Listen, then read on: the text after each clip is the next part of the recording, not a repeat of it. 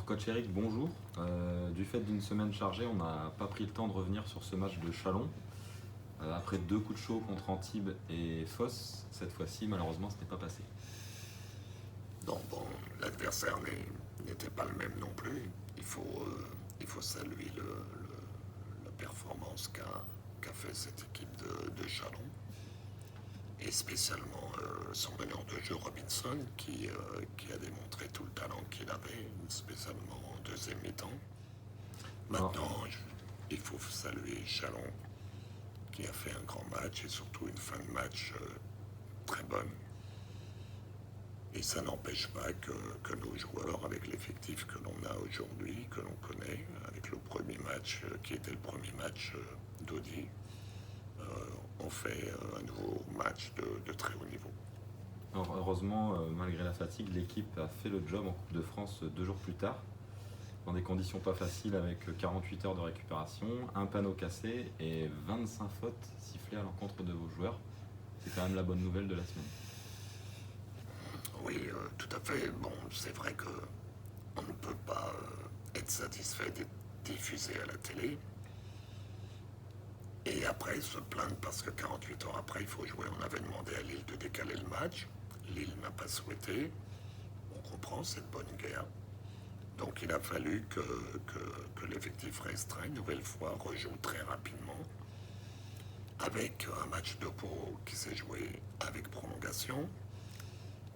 Un match contre Lille où l'échauffement n'a pas duré une demi-heure, mais 1 heure, à cause d'un panier cassé qui donne une fatigue mentale et physique à l'équipe supplémentaire.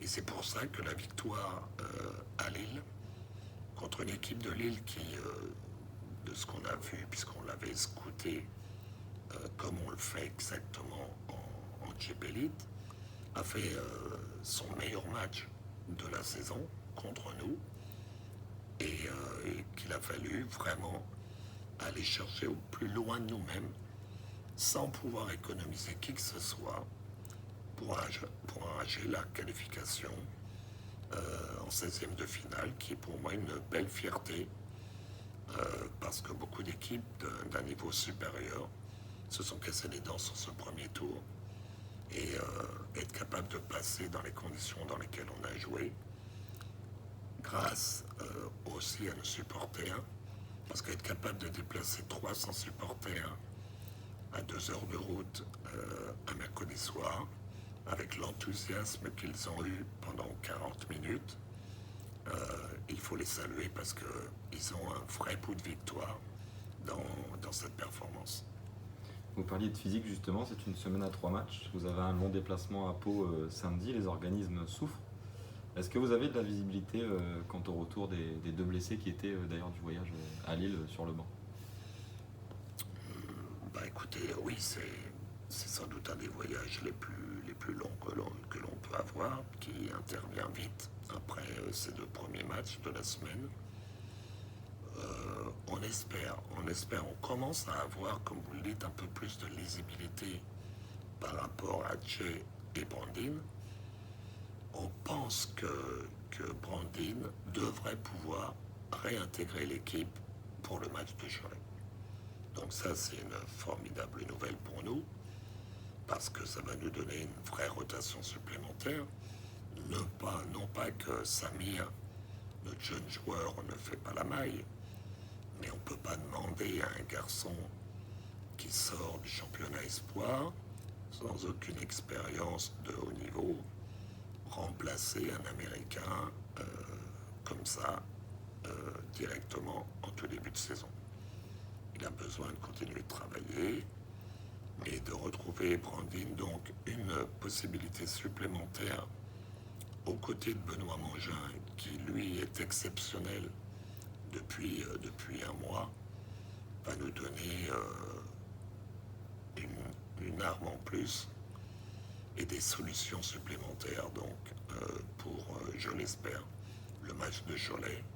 Quant à Jay, les choses évoluent maintenant plutôt positivement et on imagine que quand il sera capable de retrouver l'entraînement avec l'équipe pro, qui n'est pas le cas encore, On imagine qu'il aura besoin, au moins lui, vu la règle qu'il a depuis plus de 2 mois aujourd'hui, au moins de 2-3 semaines supplémentaires pour revenir et être opérationnel avec l'équipe. Donc, on imagine que ça pourrait être pour le match de Villeurbanne où Jay pourrait être opérationnel à 100%.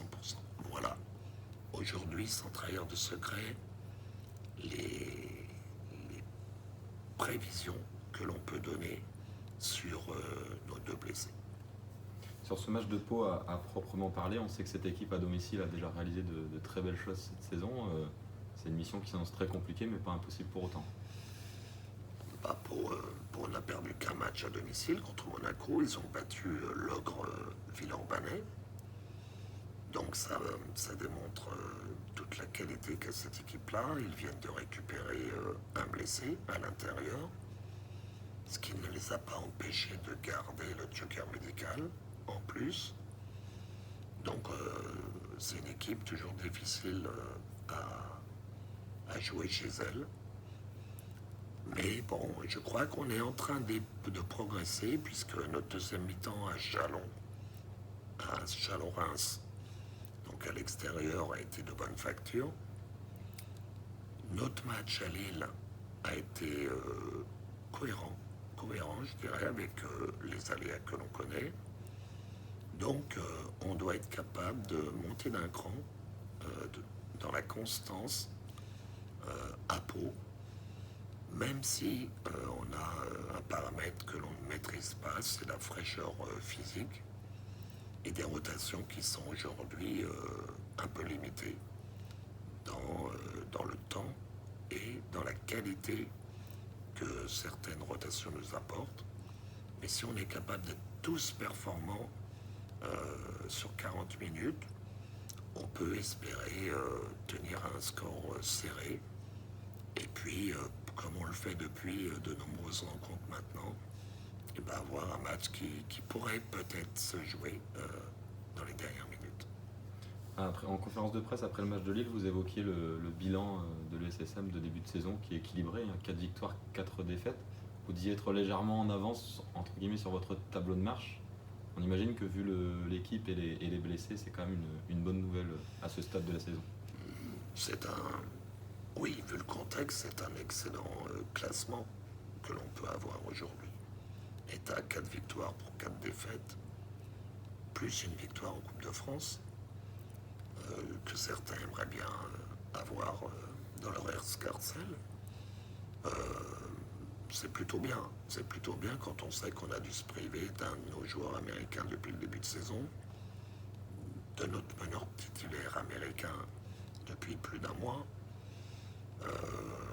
Donc on est très satisfait de ce début de saison, compte tenu de qui nous sommes. Je crois qu'il ne faut pas que les gens oublient qu'aujourd'hui, nous sommes au même niveau que Monaco, que Pau, devant Limoges, au même niveau que Gravelines, et que nous n'avons pas le même vécu, les mêmes structures, le même budget que ces clubs-là.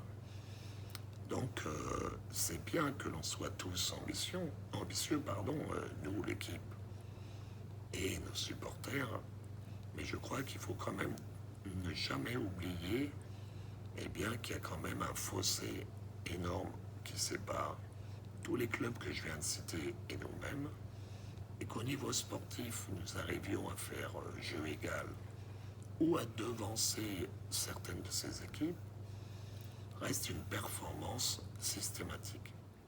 Merci coach. Merci à vous.